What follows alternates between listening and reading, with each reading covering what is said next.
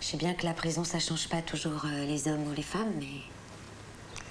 En tout cas, ce que je sais, c'est que... Quand ils sortent de prison, ils sont encore plus égarés. Comment était-il, Thierry, quand vous l'avez connu? Là... Ouais. C'est pas facile à vous dire, là, surtout... Comment t'étais quand je t'ai connu?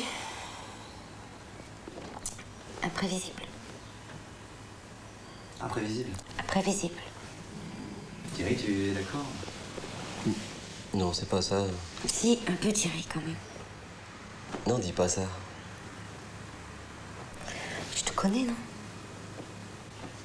C'est-à-dire que tu n'arrives pas toujours à faire des choses qui te plaisent? Ouais, c'est plutôt ça. Pour le travail, par exemple? Ouais, peut-être. C'est-à-dire quand je vois tous les gens qui vont bosser, ils prennent le métro. Quand ils rentrent chez eux, ils allument la télé. Ils recommencent la semaine suivante. Et ben tout ça, c'est pas pour moi. Thierry, 33 ans, retrouve la liberté après avoir purgé une peine de 5 ans de prison.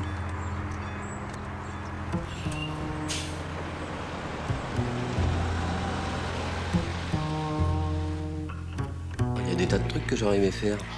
Partir en vacances, par exemple. Ça, tu vois, c'est un truc que j'aurais aimé faire. Mais un métier que j'aurais aimé faire, c'est ça. Je sais pas, moi. Pilote de ligne. Ça, tu vois, c'est un métier que j'aurais aimé faire. Les mecs, ils voyagent tout le temps. Ils sont là, dans leur cockpit, et ils volent comme les oiseaux. Il faut voir ce qu'ils prennent comme thune. Il y a autre chose que tu aurais aimé faire? Ah, des études, déjà. Quel genre d'études? Ouais, je sais pas.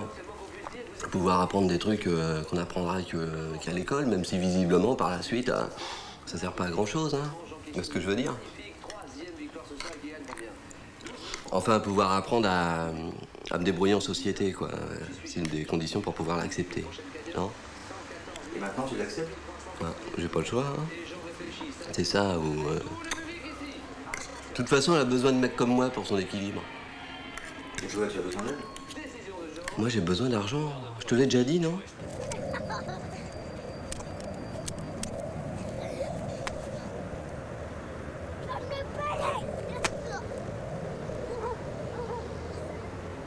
Je l'ai rencontré pendant qu'il faisait son service militaire. C'était sa première permission. Et qu'est-ce qui te fait rire? Maria? Bah si, vas-y, raconte, ça peut peut-être intéresser monsieur. Bah, moi, ça me faisait rire parce qu'il t'habille en militaire. Mais j'avais rien d'autre à me mettre, alors forcément. Ouais, genre. Elle me faisait comme si j'existais pas. C'est vrai, quand même moi, quand son frère m'a présenté, c'est à peine si elle a levé les yeux sur moi. Vas-y, continue. Elle dit que c'est pas vrai. Non, c'est pas vrai. Bien sûr que je l'ai regardé, ce qu'il a pas vu, hein, c'est tout. On était assis dans l'herbe, on a discuté, évidemment. Il m'a raconté comment ça se passait à l'armée, comment on apprenait aux hommes à devenir hommes, les marches forcées, tout ça. Il m'a aussi dit qu'il savait très bien tirer au pistolet, au fusil, à la mitrailleuse. La mitraillette. Bon, la mitraillette, pardon. Et les autres sont revenus, parce que je ne sais pas jouer au foot. Et puis, entre-temps, il m'a dit que, avant de partir, il viendrait me dire au revoir. Et il est venu? Ouais, il est venu. Le lendemain soir. Il a sonné, il n'a pas voulu rentrer. Alors on est sortis. Et puis, là, il m'a dit qu'il voulait de moi. C'était chaud. Il m'a dit que j'avais laissé tomber quelque chose, qu'il l'avait ramassé, et que s'il me le rendrait, il y aurait un grand vide dans sa vie, et qu'il serait obligé de s'engager.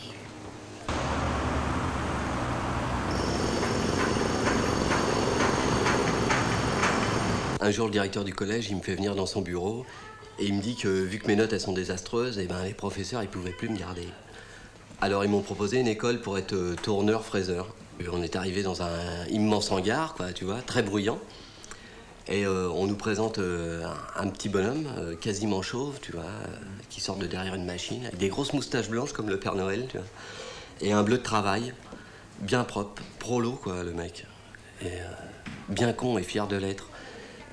Et le v'là qui se ramène, gentiment, comme pour nous apprivoiser, tu vois. Et puis il attrape un morceau de métal, il le bloque sur une machine et il commence à le travailler. Et je me dis, faut voir le mec à quoi il passe ses journées, tu vois. Et moi, entre nous, s'il a une fille, je veux bien m'en occuper pendant qu'il bricole. Bon, et à peine qu'il a fini, il se jette sur une deuxième machine et il recommence tout son bordel, tu vois, le genre de mec qu'on veut, quoi. Enfin bon, au bout d'un moment, il arrête tout, tu vois, puis il se ramène, tout content vers nous. Et il nous montre son truc. On aurait dit de l'art moderne. Et il nous balance comme ça, je vais vous apprendre à faire la même chose. J'ai dit merci monsieur. Et je suis sorti en vibrant à cause du bruit. Ce genre de travail, tu trouves ça dévalorisant? Dévalorisant. Tu penses que tu pourrais faire autre chose? Ah, c'est pas ça, mais je m'emmerde. De toute façon, faudra bien faire quelque chose, hein. On n'a pas le choix. Je fais quelque chose. Ah ouais, tu fais quoi? Un travail. Quel travail? Je réfléchis. Mais t'auras rapporté beaucoup d'argent pour l'instant, tes réflexions?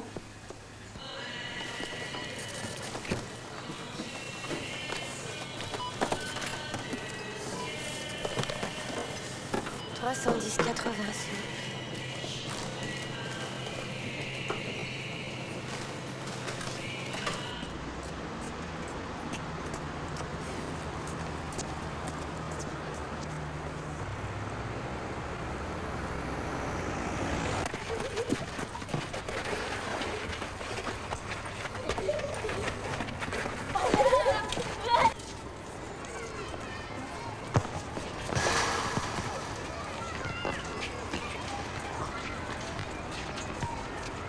Quand j'étais petit, je croyais que tout allait bien se passer plus tard. Et je me souviens, quand j'étais à l'école, on devait partir en Espagne, un voyage de classe. Eh ben, je suis pas parti, pas d'argent. Je suis quand même allé à l'école le lundi. Et quand je suis arrivé, il y avait que moi et la prof de maths. Et je suis rentré en classe, je me suis installé et je suis resté là à rien faire. À attendre que la prof me dise de rentrer chez moi. Et elle corrigeait des devoirs, l'air de rien. Et puis au bout d'un moment, elle m'a dit que je pouvais rentrer chez moi, que j'avais une semaine. Alors je suis sorti. Et en rentrant chez moi, je suis tombé sur un copain. Enfin, c'était pas vraiment encore un copain à ce moment-là. Et puis en gros, on a discuté, et puis, si tu veux, on a fini par traîner, et on a piqué un jeune comme nous. Piqué, tu veux dire, vous lui avez volé quelque chose? Ouais, son blouson, sa montre, il avait peut-être un peu d'argent aussi. Hein. Et tu as des remords ou... Des remords? Non, ça n'existe pas. C'est un truc de chrétien. Personne t'a jamais dit vers où pouvait te mener ce genre de choses? C'est difficile d'écouter ce que disent les gens, ou de faire comme ils font, parce qu'ils essayent de se rendre la vie agréable, mais ils mentent. Et pourquoi penses-tu qu'ils mentent? Parce qu'ils ont peur, alors ils n'arrêtent pas de mentir. De toute façon, il n'y a rien d'autre à faire que de trouver un truc divertissant pour passer le temps. Tout ça pour oublier que tout ce qu'on nous a fait croire quand on était gosse, c'était des mensonges. Mais toi, ça t'arrive de mentir? Bien sûr, j'arrête pas, je me divertis. Qu'est-ce que tu veux que je fasse d'autre?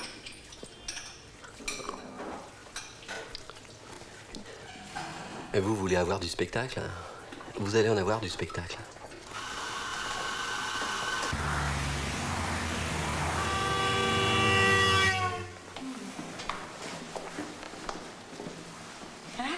Ouais. Ça fait haut, hein? Ça va. Voilà. Ça va être difficile pour vous de revoir Thierry après toutes ces années?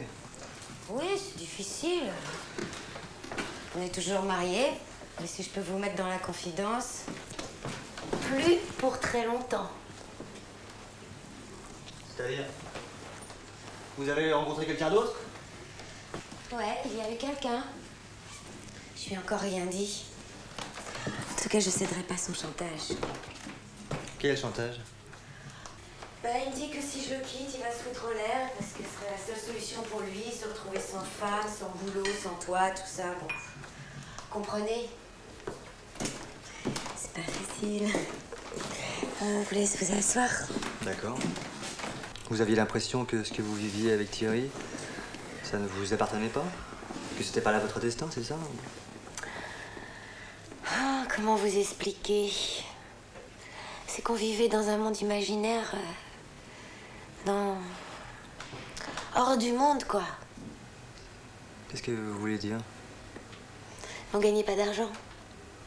Alors, une fois qu'on en avait, une fois toutes les dettes remboursées, on essayait d'en profiter au maximum, mais c'était vite fait.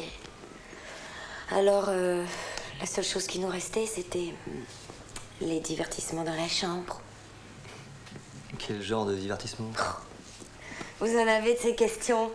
C'est pour l'émission, Oui, vous c'est comprenez? vrai. Oh.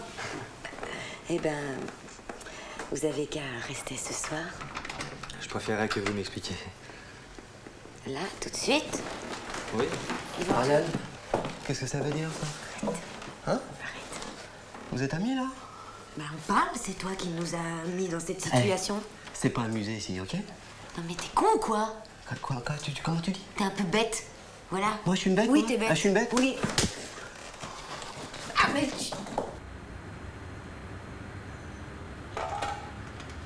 Marianne n'est pas là ce week-end? Non, pas ce week-end. Tu as l'air soucieux un peu. Tu t'es pas fâché avec elle, au moins?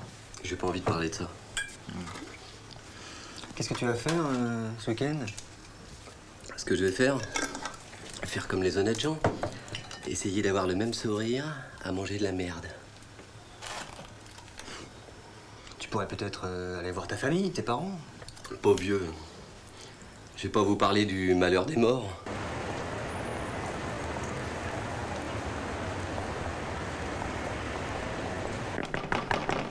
Qu'est-ce qu'ils foutent?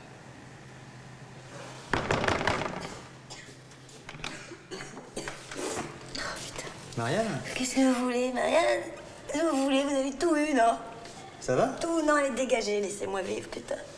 Ah, plus rien à vous donner, c'est fini. Qu'est-ce qui se passe? C'est fini.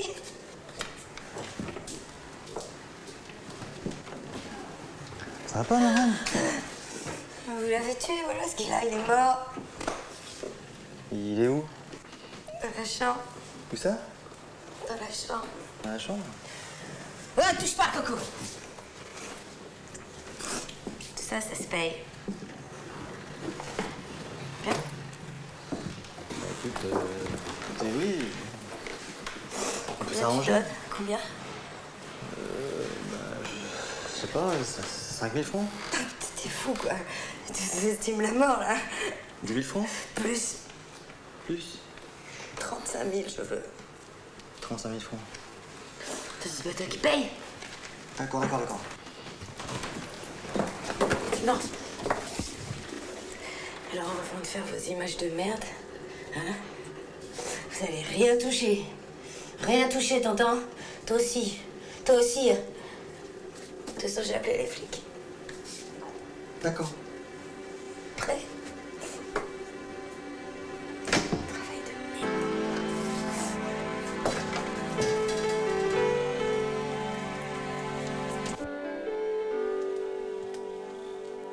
Nous venons donc de voir un document de Pierre Pujois. Pierre Pujois, notre invité ce soir. Pierre Pujois, bonsoir. Bonsoir. Donc après ces images terribles, poignantes, on a envie de vous dire quel courage. C'est-à-dire qu'il nous a semblé bon de ne rien couper des choses importantes. On avait le désir de montrer des choses parfois difficiles, comme le suicide de Thierry, pour que les gens puissent savoir, qu'ils puissent prendre conscience. Bien sûr. Votre film sort en vidéo aujourd'hui, je crois. Oui, dans tous les magasins vidéo, au prix de 49,50 francs. Pas cher. Jésus vous aime, un thème qui rejoint notre sujet de la semaine prochaine. Ces enfants prêts à tout pour survivre. Vous le regarderez. Bien sûr. Pierre Pujois, merci. Money